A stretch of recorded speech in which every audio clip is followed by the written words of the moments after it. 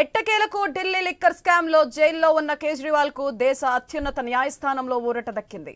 Supreme court ED కేసులో కేజ్రీవాల్ కు మధ్యంతర బెయిల్ మంజూరు చేసింది. లిక్కర్ స్కామ్ లో అరెస్ట్ అయి అక్రమణం అంటూ కేజ్రీవాల్ వేసిన పిటిషన్ పై విచారణను విస్తృత స్థాయి ధర్మాసనానికి బదిలీ చేస్తూ స్పెషల్ బెంచ్ తీర్పునిచ్చింది. కేసు విచారణలో పలు అంశాలను ఇంకా పరిశీలించాల్సిన అవసరం ఉందని కోర్టు పేర్కొంది. ఈ క్రమంలోనే కోర్టు కీలక వ్యాఖ్యలు చేసింది. కేజ్రీవాల్ ప్రజలు ఎన్నుకున్న ప్రతినిధి అంటూ కామెంట్ చేసింది.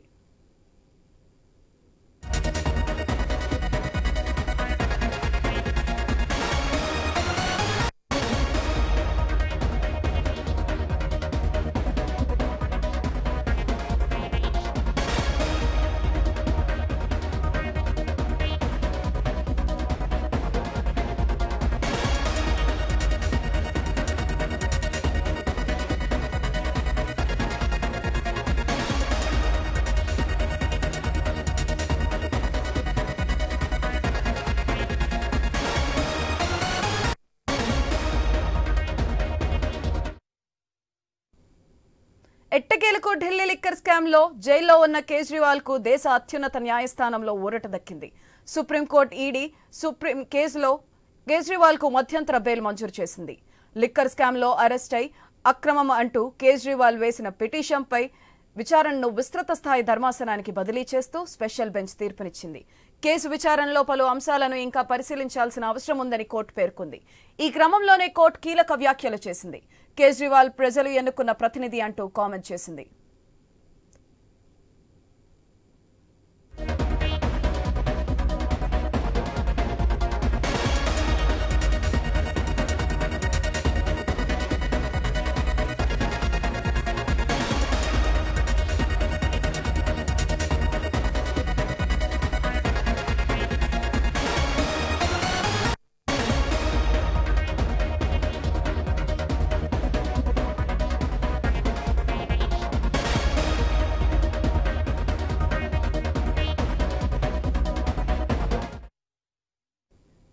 ఎట్టకేలకు ఢిల్లీ లిక్కర్ స్కామ్ లో జైల్లో ఉన్న కేజ్రీవాల్ కు దేశ అత్యున్నత న్యాయస్థానంలో ఊరట దక్కింది.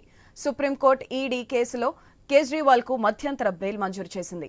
లిక్కర్ స్కామ్ లో అరెస్ట్ అక్రమం అంటూ కేజ్రీవాల్ వేసిన పిటిషన్ పై విచారణను విస్తృత స్థాయి ధర్మాసనానికి బదిలీ చేస్తూ స్పెషల్ బెంచ్ తీర్పునిచ్చింది. కేసు విచారణలో పలు అంశాలను ఇంకా పరిశీలించాల్సిన అవసరం ఉందని కోర్టు పేర్కొంది. ఈ క్రమంలోనే కోర్టు కీలక వ్యాఖ్యలు చేసింది.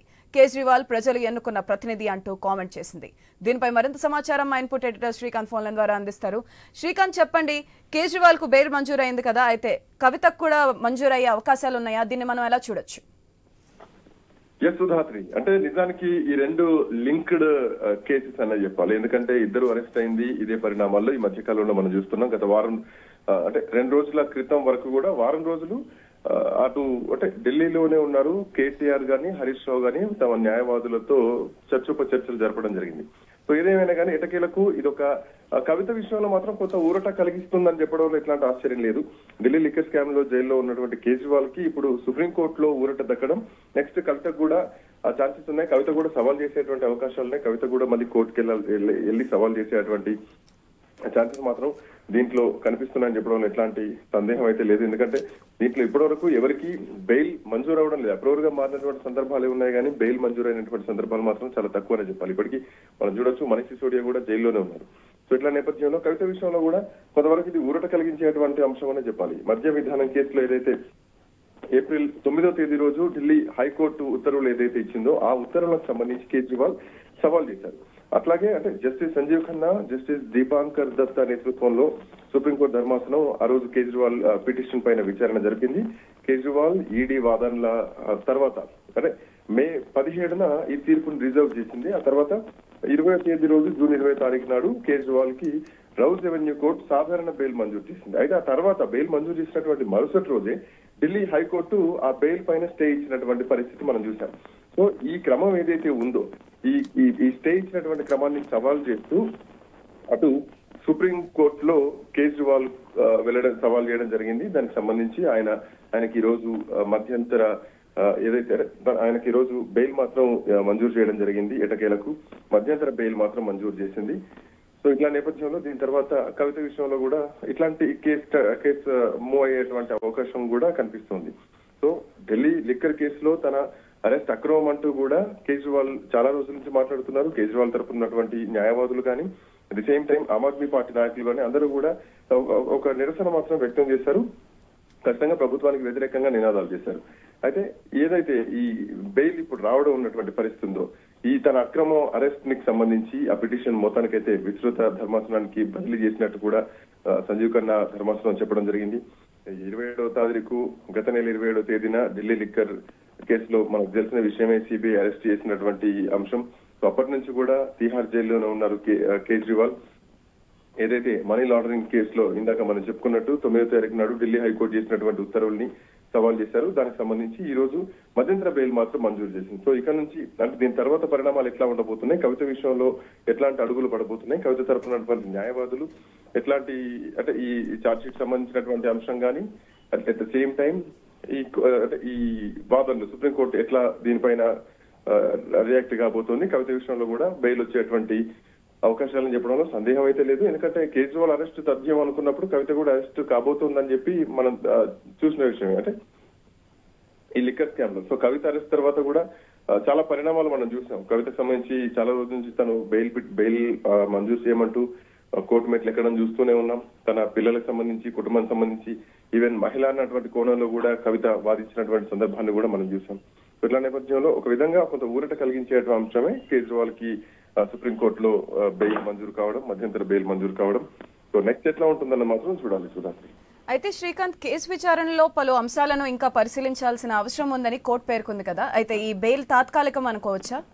ఎగ్జాక్ట్లీ, మధ్యంతర బెయిల్ అంటే కేసు సంబంధించి నడుస్తూ ఉంటుంది. ఏదైనా కానీ ఇప్పుడు మనం ఫర్ ఎగ్జాంపుల్ చూసుకుంటే కనుక ఏ కేసు విషయంలో అయినా ముందుగా బెయిల్ కోసం ప్రయత్నాలు చేస్తూ ఉంటారు, మధ్యంతర బెయిల్ అనేది వస్తూ ఉంటుంది. మధ్యంతర బెయిల్ వచ్చిన తర్వాత కేసు సంబంధించినటువంటి వాదనలు నడుస్తూ ఉంటాయి. అవసరమైతే కోర్టుకు అటెండ్ కావాల్సినటువంటి అవసరం ఉంటా ఉంటుంది. బట్ అరెస్ట్ మాత్రం ఉండదు అని చెప్పడంలో ఇట్లాంటి సందేహం లేదు. బెయిల్ వచ్చింది, దీనికి సంబంధించి ఇంకా పూర్తి విచారణ జరగాల్సినటువంటి అవసరం ఉందని కేసు కొట్టుడు పోలేదు, కేసు వీగిపోలేదు. సో కేసు నడుస్తూ ఉంటుంది. దానికి సంబంధించినటువంటి పూర్తి వివరాలు కూడా కోర్టుకు అటెండ్ అవుతూ ఉండాలి. లేదంటే తన తరపునటువంటి న్యాయవాదులు కానీ ఎవరైనా కానీ కోర్టుకు అటెండ్ అవుతూ ఈ కేసు సంబంధించినటువంటి వాదనలు నడిపిస్తూ ఉంటుంది. కేసు మాత్రం నడుస్తూ ఉంటుంది. బట్ ఈ కేసు సంబంధించి ప్రస్తుతానికి బెయిల్ రావడం మాత్రం ముఖ్యమంత్రి కేజ్రీవాల్ కి కొంత ఊరట కలిగించేటువంటి అంశం Sudhatri. Right, thank you Srikanth.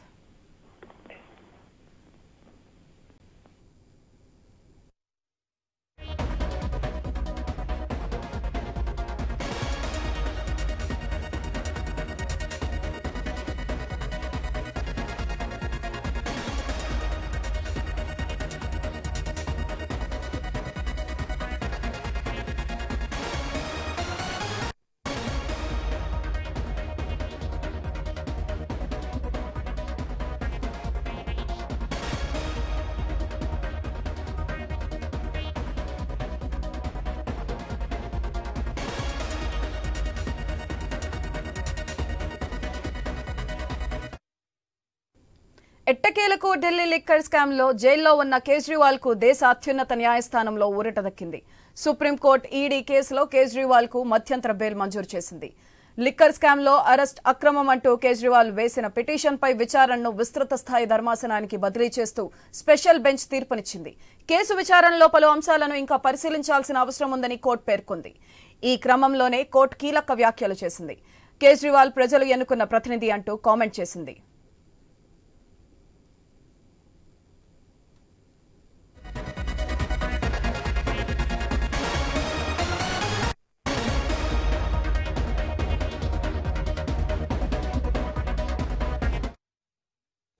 మధ్యంతర బెయిల్ వచ్చినా కేజ్రీవాల్ జైల్లోనే ఉండాల్సిన పరిస్థితి ఉంది.